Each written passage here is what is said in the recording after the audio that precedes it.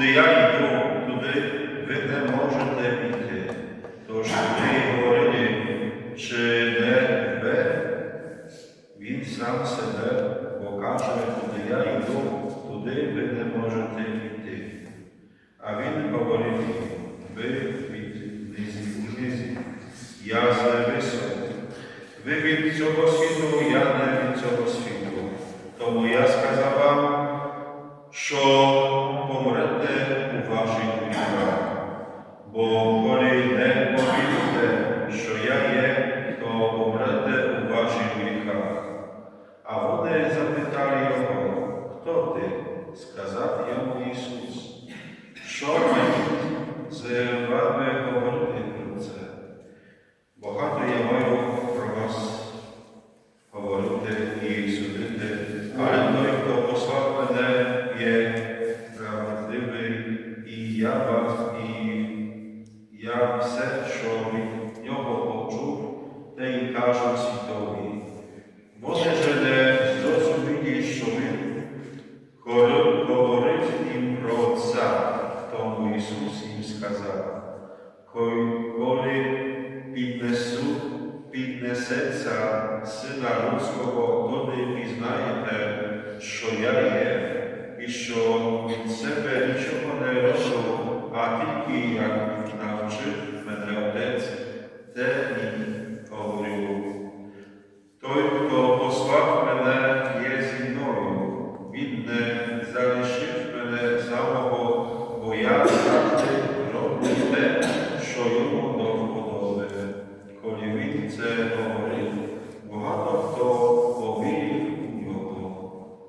Слово Господнє. Слава Тобі, Христе!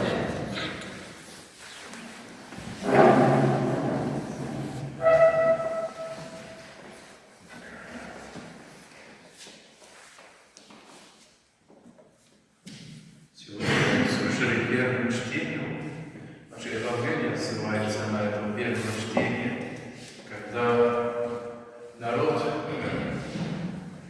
который Бог вывел из Египта, когда были рабами, чтобы были свободны, чтобы могли отдыхать нормально и жить, они по дороге все вспоминали то, что было раньше. Ну, так как вы пришли из коммунизма. И некоторые тоже воспоминания, как-то было раньше, забывали то, что было плохо. И тут видим Бога, который как он действует. Когда вначале они говорили, что не имеют воды, тоже роптали, то Бог дал им. Когда говорит, что не имеют что кушать, дал им мясо. А сейчас уже начинает Бог по-другому их воспитывать. Потому что оказывалось, что если Бог дал все, они принимали, и мне это нужно. Ты должен нам это делать. И нет уважения до Бога. Нет уважения до Бога. И тут как Бог действует. Да, наказывает. Але наказывает их и дает сразу возможность выйти из этого. Да, погибали люди, але тоже змея, когда посмотрели, да, возвратились к Богу. И когда посмотрели на эту змею, доверили себе Богу.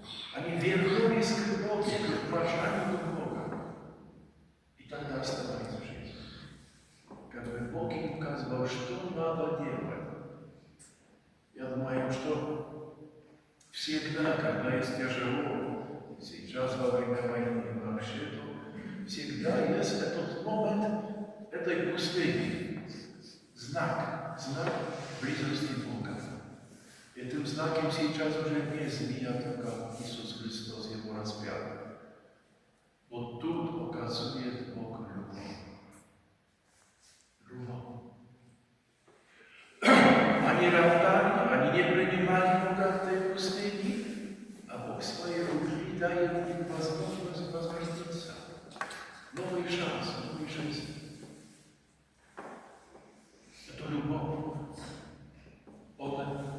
иногда, когда мы поссорились, каждый уходит где-то в свою страну, да, и там закрывается.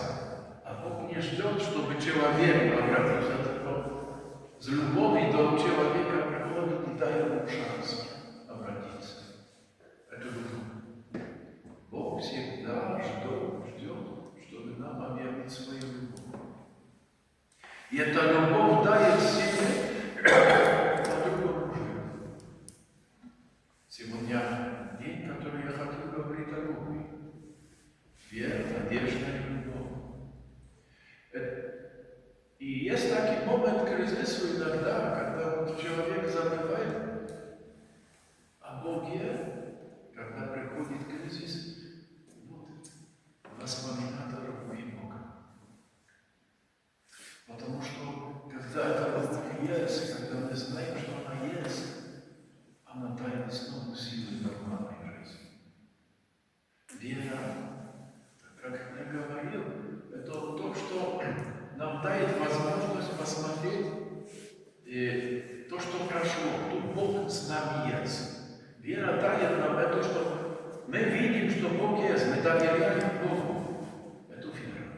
Это дар, который Бог нам дает. Он проникает в наше сердце не так, чтобы мы могли дотронуться до этого. Только как солнце весна.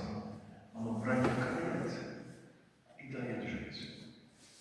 И это дар ласки, благодати, веры, он там где-то в глубине есть, и он выходит, наполняет наше сердце. Воспоминания так, как он есть. И, значит, мы знаем, вера говорит, Бог есть с нами, потому что был и есть. А надежда, это дар других тоже, солнце, которое приходит, он говорит, и будет с нами.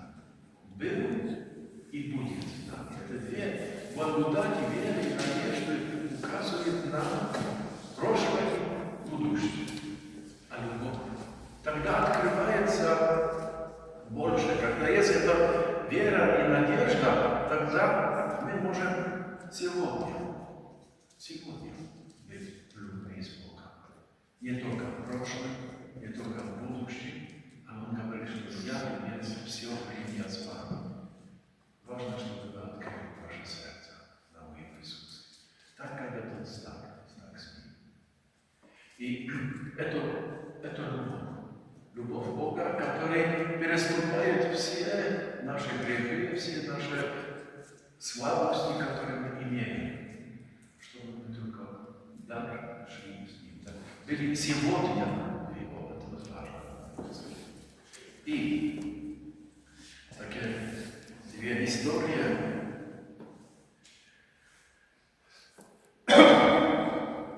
Когда после этого положения, 84-й год, очень давно уже,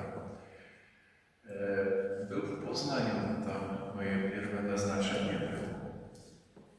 И имел контакт с такими зесполитами. Там встреча раз в месяц было. И один раз пришли там те, которые волонтеры, которые с ними встречались, что есть такой маленький городок возле Познания, Бурник, и там живет женщина и имеет дочь, которая с Рождества есть, как по-русски, упошлицована, не может развиваться интеллектуально. Физично развивается, а интеллектуально она остается на этот момент, как она родилась. Почему? Потому что врач неосторожно упустил этого дочери, и она ударила головой о Бога, и с этого момента она уже дальше не развивалась. И когда я там поехал, оказалось, что мама живет с этой дочерью, она уже там где-то 12 лет имела, але так как ребенок, который родился. Але физично она уже сильна. Она жила вместе со своей мамой, такой дом особняк был, и тоже ей брат вместе с семьей, жена и двое детей там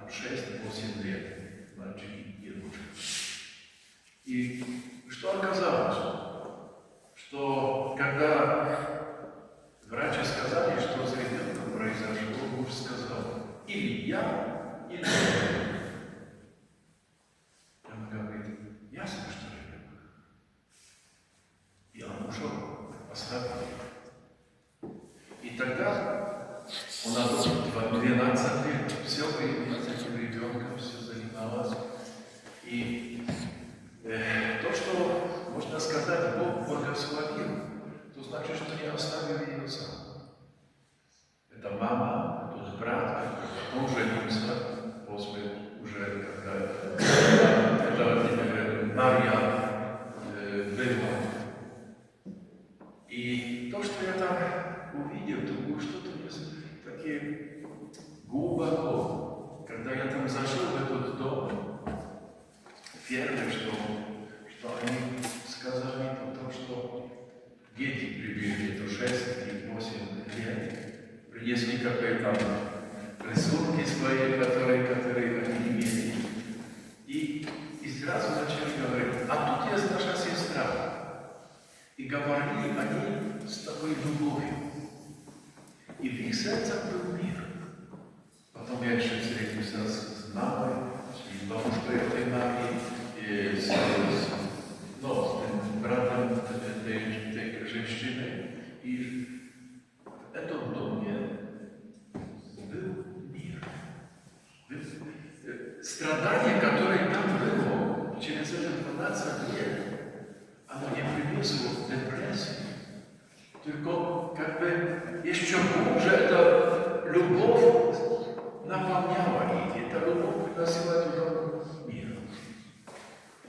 И не знаю, почему я спросил эту женщину, эту маму, этой Марии, или не жалеет, что она выбрала ребенка. Она так посмотрела на меня и говорит, а кто бы больше любил ее, как я? Все. Нет дальше вопроса. Это любовь. Это любовь, которая проникает все то, что вокруг есть. Это страдание, все. Любовь сильнее всего в этом мире. Это не только слово, это просто конкретная вещь. Конкретно, что может быть. Это люди верующие, конечно, все там в этом доме, и образы, и святые. Когда служба я там делал, они приступали все на доброчастие. Любовь. Любовь, которая сильнее. Але там была тоже и вера, и надежда. Надежда, что будет Бог со мной. Але то, что я видел, они не думали, о, будет лучше, да. Завтра уже будет лучше, завтра будет с этой Марией лучше. Нет. Они думали, что-то такое. Бог с нами есть, и Он сейчас помогает. Сейчас, в этот момент. Что будет завтра, мы не знаем. Але сегодня. И это сила любви. Любви, которая доверяет Богу, доверяет будущее тоже Богу, але сегодня вот такое. Доверие Богу. И я признаю, что когда я там был, я приехал, чтобы поговорить, чтобы укрепить их, но я там уехал, я не знаю, или я их укрепил, я, наверное, нет, но меня они укрепили очень сильно.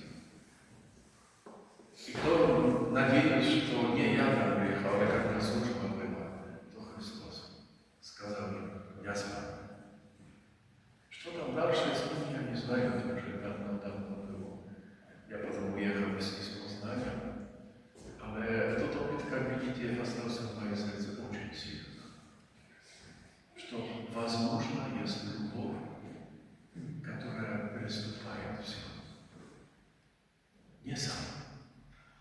И можно сказать, не сам Бог, только Бог послал эту семью, которая с ней. Бог не действует только так, что приходит и укрепляет каждого из нас. Да? Бог приходит в своей любви так, что дает нам тоже других людей, которые с нами вокруг есть. Потому что опыт общины, опыт церкви есть очень важен. Бог не сотворил церковь, потому что так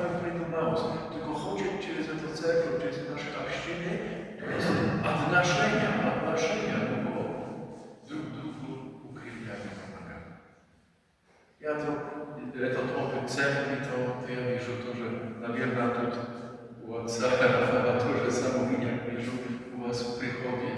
Ale u nas тоже так в Харькове есть очень маленькая община, но 12, 13, там 18 с детьми на воскресенье людей, ale они друг с другом есть.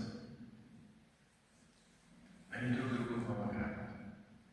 То где-то недалеко Холодной Góry упадала ракета, то Борис, который сейчас, хотя в нашей приходе бывали, сейчас есть в Житомире, звонит пани Зои, которая там живет. Как вы? О, такой момент.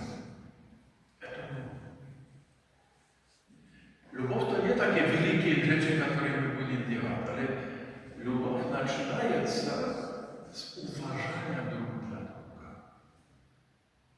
Уважать другого человека.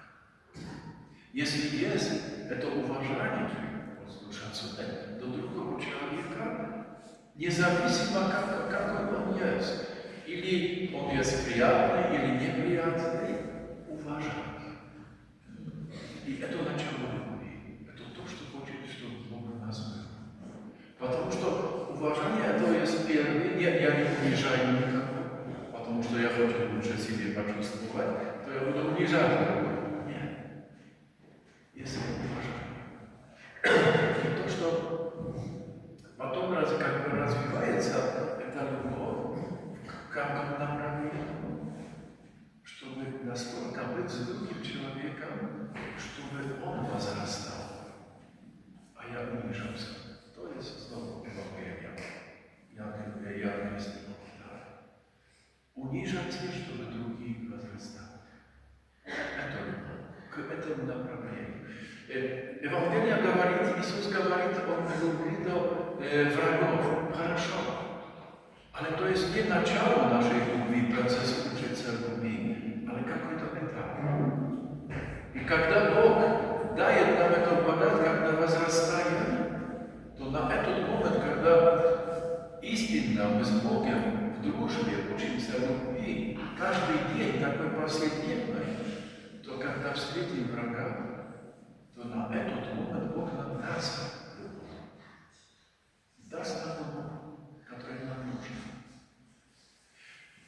Если мученики, они отдавали жизнь на Христа, сейчас это тоже для нас в это время тоже так, что может каждый из нас отдать жизнь. Или вы боитесь? Я боюсь. Ale одно уже научил меня Бог, что если это будет, то я доверяю Богу, что Он мне даст силы, чтобы я выжил. Не потому, что я могу это сделать. Нет. Я слабый человек. Я очень слабый человек. Настолько, что когда, помню, моя мама была первый раз в больнице, я тогда был в техникуме, и отец взял нас с моей сестрой к маме. Я на второй день я был просто, я увидел, как она страдает. Я не мог нормально быть. Пошел в школу, конечно, и по очереди. Математика, польский спрашивают 2, история 2, математика 2. Я с математикой никогда не просто это было нормально. Математика, которую я не учился, это просто было очевидно. Вот это второй двойке ученики не узнали, что произошло, пошли до учительницы и сказали, видишь, дома. Я слабый. Я слабый. Так что, если это будет, если я живу в Харькове сейчас, то я 100% знаю, что это не мои силы. Что это любовь, что Его присутствие есть такое силы. Любовь. Любовь, когда есть вера и надежда, то она дает нам силы на сегодня, не за завтра. А кто-то мне говорит, а что будет завтра? Завтра будет Бог, который нам даст эту силу на завтра. А сегодня есть сегодня.